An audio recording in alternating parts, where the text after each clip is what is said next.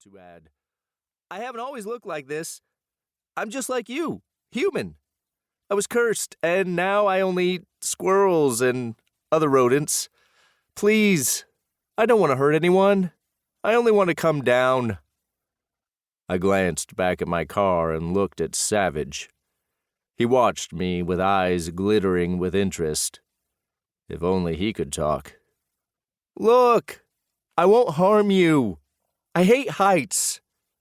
He glanced over the side of the billboard and groaned. His skin turned a sickly shade of green. "I just want down. Wait, I know who you are." Oh no, here it came. The moment when the monster put two and two together and decided that it would indeed try to kill me. Happened every time. He wagged a finger at me. "You're Grim. That's who you are. You're that monster hunter." He ran his fingers down his gray hoodie. "You can just keep going. I might be ugly as death, but I'm not interested in being killed. I haven't harmed anyone, and I'm not planning on it. I was cursed. Do you hear me?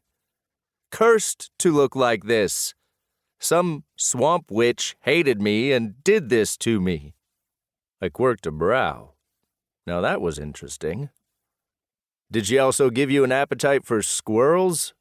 "No, what? I can't go into respectable society looking like this. I'll be shot.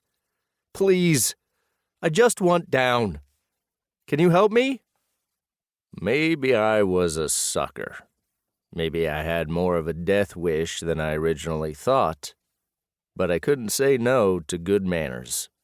I opened my fingers, and a ball of light flared in my palm.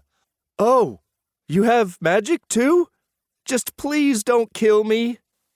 I grunted and tossed out my magic like a rope. It coiled around the monster's waist.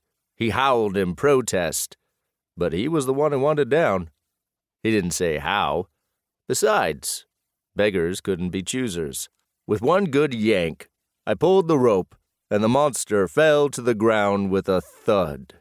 He landed a little harder than I'm sure he would have liked, but there was a pile of pine straw beneath him, created from years of needles falling off the surrounding trees. I pulled my magic back in, and the monster shook his head. He stared at me a moment, and then threw back his head and laughed. "That was awesome!" He rose and brushed off his dirty jeans. "I'll admit, you had me going there for a moment. I thought you were going to kill me just because I'm so ugly and obviously a monster, even though I don't want to be. But you didn't. Grim, it's nice to meet you. My name's Matt." My gaze flicked over him. This close, it was obvious that Matt was cursed. He wasn't born of monster stock.